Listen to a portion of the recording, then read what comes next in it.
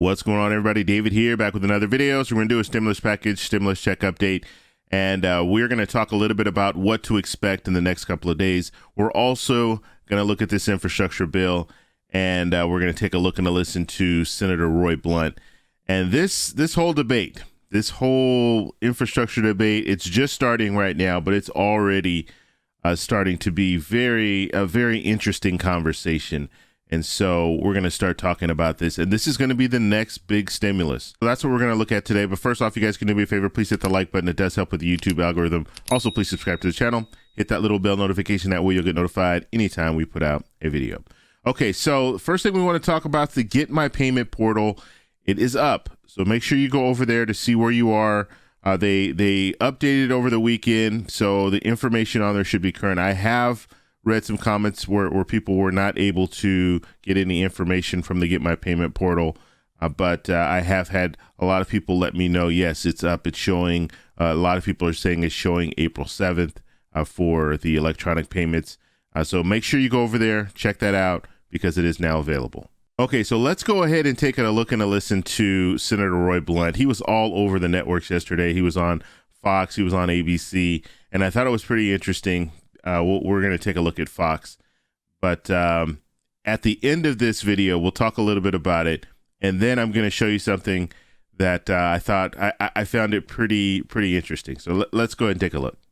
Joining us now, Senator Roy Blunt, a member of the GOP Senator leadership. Senator, welcome back. Chris, great to be with you today. So you just heard my conversation with Brian Deese, and here was President Biden this week selling his plan. Take a look. It's not a plan that tinkers around the edges. It's a once-in-a-generation investment in America, unlike anything we've seen or done since we built the interstate highway system and the space race decades ago. President Trump talked about an infrastructure program for years of his presidency, even though he never actually offered one. Doesn't the country need a significant infrastructure upgrade? Oh, absolutely. You know, location, geography, one of our great advantages. We need that. It was sort of the great white whale of the last 10 years, frankly. Neither President Obama or President Trump could seem to get this moving in the right direction. I think there's an easy win here for the White House if they would take that win, which is make this an infrastructure package, which is about 30%. Even if you stretch the definition of infrastructure some, it's about 30% of the $2.25 trillion they're talking about spending. My advice to the White House has been take that bipartisan win, do this in a more traditional infrastructure way, and then if you want to force the rest of the package on Republicans in the Congress and the country, you could certainly do that. You'd still have all the tools available for what is clearly going to turn out to be another purely partisan exercise. I think it's a big mistake for the administration. They know I think it's a mistake, and I also think it would be an easy victory if we go back and look at roads and bridges and ports and airports and maybe even underground water systems and broadband. You'd still be talking about less than 30% of this entire package, and it's an easily doable 30%, I think, Chris.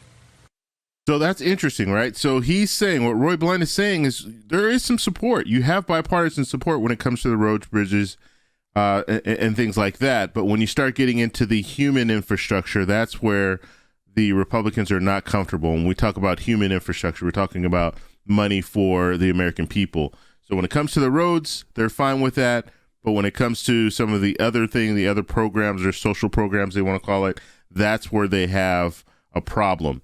So they're saying you can get this portion passed. We'll be on board for that. You'll get at least the 60 votes you need in the Senate. But when it comes to this other stuff, we don't know. We don't know if we want to support that.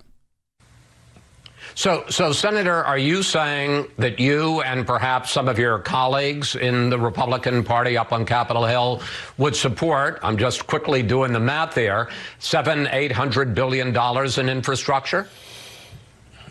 Well, I think 30% is about $615 or so billion. I think you can do that, and with some innovative things like looking at how we're going to deal with the electric vehicle use of the highway system, what we can do with public-private partnerships. In past Congresses, Senator Bennett, a Democrat from Colorado, and I have introduced that kind of legislation, as Senator Warner from Virginia and I have, where you could get the traditional funding sources and add a few things to them and have a real infrastructure package. We need that. It will have huge economic impact. I thought it was interesting, this whole concept. Well, we also need an infrastructure of care. Obviously, Democrats have figured out that infrastructure is something we need and something that's popular, and so they're trying to take 70% of this bill and call it infrastructure in a new way than we've ever talked about infrastructure before, and that means you're looking at another partisan package, just like we had with COVID, which, by the way, only a fairly small percentage of that package really dealt with COVID. It was income to states. It was lots of things, but not what the much-needed title of the bill said they wanted to do. Well, okay, so let's say it's $700 billion. One of the questions they're asking at the White House, because Republicans have come out against raising the corporate tax rate, how would you pay for it? Mm-hmm. Well, I think I just answered that. You know, we've traditionally played for infrastructure and some kind of reasonable user structure. Everybody's very familiar with the gasoline tax. As we have more electric vehicles, we're going to have to figure out some way that those electric vehicles pay fair share. We may even have to figure out a different way that driverless vehicles pay for the increased kind of monitoring that needs to happen with the highway system itself you have with that. And then you can look again at private-public partnerships, at some version of an infrastructure bank where you take a federal investment and leverage it pretty dynamically. All of those things are possible, plus the basis you have in the current gas tax structure that produces $300 or so billion in that time period, and I think it's very doable. Whatever it would be a true bipartisan discussion, as opposed to asking every Republican in the Senate who was there in 2017 to change their mind on a tax package that, frankly, I think had a lot to do with that 3.5% unemployment rate we had a year ago when COVID started. So this is really interesting what he's saying here. So basically what he's saying is the corporate tax rate right now is 21%. Now it dropped from 35% in the Obama administration to 21% in the Trump administration. And so what President Biden wants to do is President Biden wants to raise it up to 28%. So it's still lower than that 35%, but it's higher than the 21%. And so what Roy Blunt is saying, what the senator's saying is they don't want to do that. What they want to do is to get this $615 billion, because that's all he's focused on right now. He's not talking about the $2 trillion. So what President Biden is saying, with this corporate tax rate over several years, they'll be able to pay this off completely, this $200 trillion. But what Senator Blunt is saying, the $615 billion, what we'll do with that is we'll have some type of a gas tax or some type of a electric car vehicle tax that will pay for this, which is unfortunate because now you're not taxing the rich, you're taxing everyone. Everyone who buys gas, you're going to tax them. So you're still in a situation where businesses are going to have to pay more, which in turn they're probably going to pass that cost on to the American people, and the American people are going to have to pay more because they're going to have to pay more for gas. So it's one of those situations where the American people, we're really going to be carrying the brunt of this tax instead of it being corporate America, which, like I said, it dropped down from 35% to 21%. They're just talking about raising it up to 28%.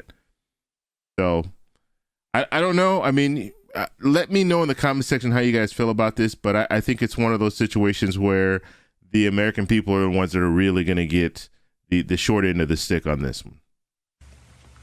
But let me push back on what I think would be the White House argument. They would say, look, We're talking about raising the corporate tax rate from 21% to 28. When President Trump came in, it was 35. So it's still a tax cut from where it was in 2017. And instead, Senator Blunt and the Republicans are saying, instead of raising taxes for big corporations, well, let's tell the average person, the working class person, you're going to have to pay more for taxes. If you drive more on the road, you're going to have to pay more in a mileage fee, or you're going to have to pay more in tolls.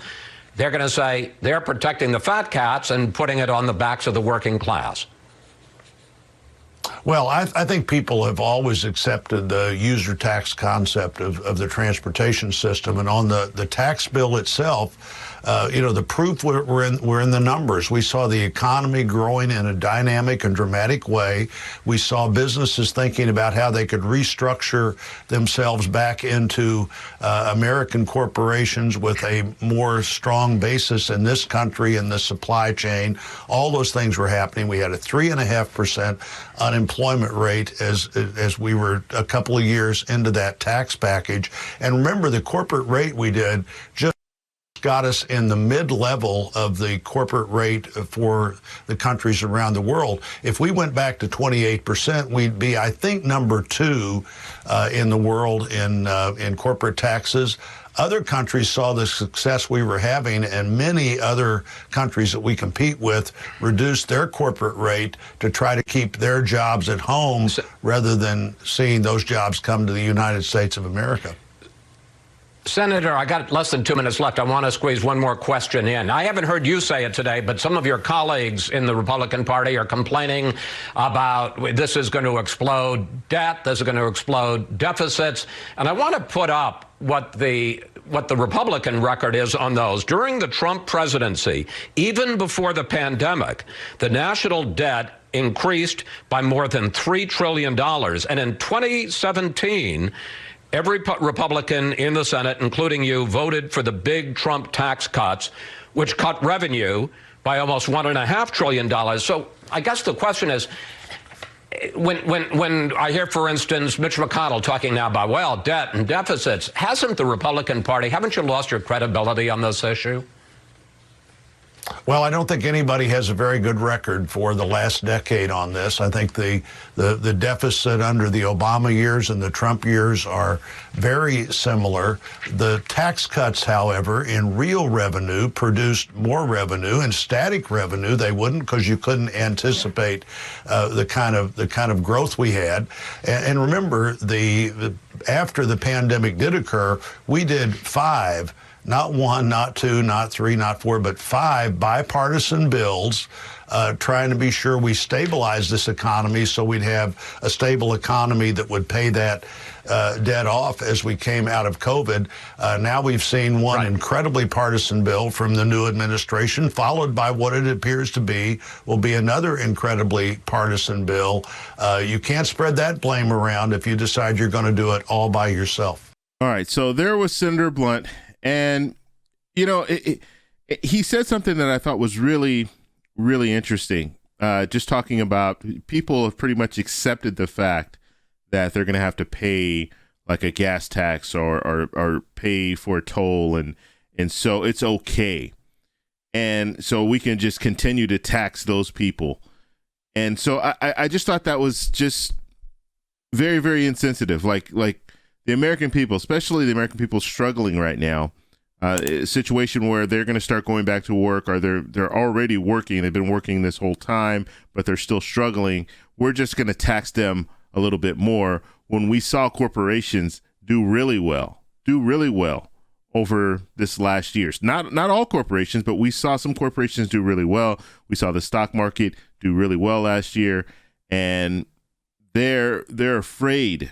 These politicians are afraid to tax them, afraid to tax to raise that corporate tax up. But when it comes to the American people, they're fine. They've accepted the fact that they can pay more for more taxes for gas and more taxes for roads and all this. If you want it, then you're going to have to pay for it. When the reality is, big business, they utilize roads, bridges, and all these things that we're talking about more than the average person. So they should pay their fair share when it comes to that situation. Now, I want to show you guys this because I thought this was interesting. This is Roy Blunt's YouTube channel. Okay, so if you guys didn't know, Roy Blunt, Senator Blunt, has a YouTube channel. And no, it doesn't have that many subscribers. You might want to go over there and subscribe to his channel.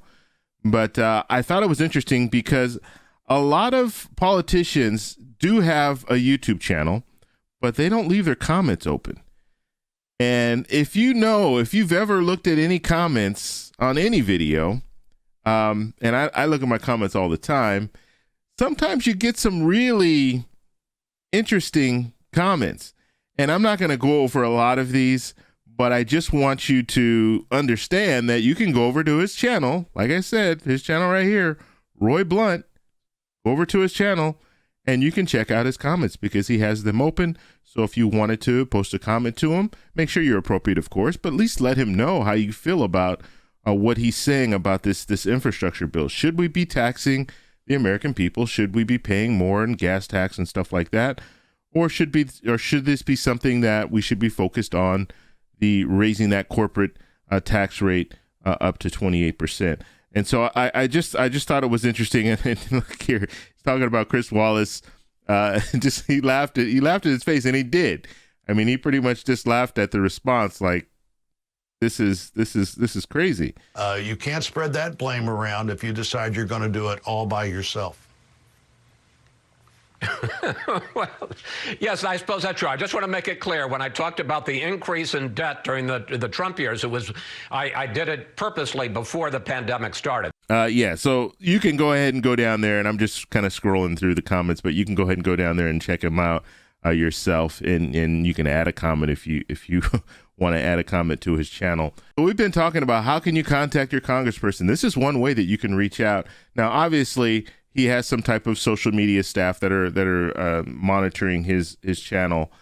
So he's probably not going to be reading the comments himself and responding to these comments. But at least you can go on his channel and let him know how you feel about this whole situation. And just understand what we're talking about here. We're talking about a $615 billion proposal that he's saying. It would be $650 billion for roads, bridges, and all that. And then the American people are going to be paying higher in taxes. And even if you don't drive, you still might use the transit system. You might use buses or trains. So you're still going to be paying more because they have to pay more in taxes as well.